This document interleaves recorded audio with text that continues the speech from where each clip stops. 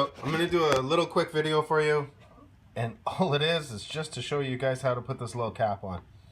So basically what it is, when I bought my car, one of these caps were missing because I bought my car used. So this cap here is missing. And it's just one of those things, it's just unfinished, and it's one of those little pet peeves I have. I like things to be neat and tidy.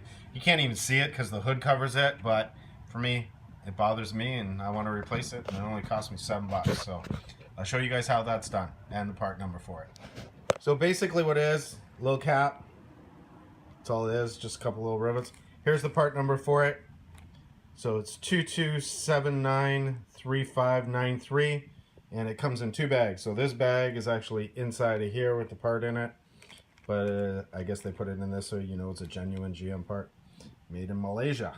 This one is. Okay, so I'm going to show you guys how to put this on. It takes 2 seconds.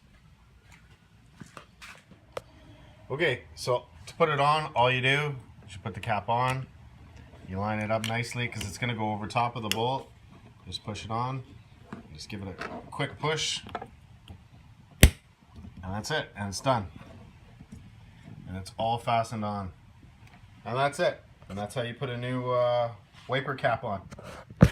Okay, hope that helps you out. I know it's a quick little video, but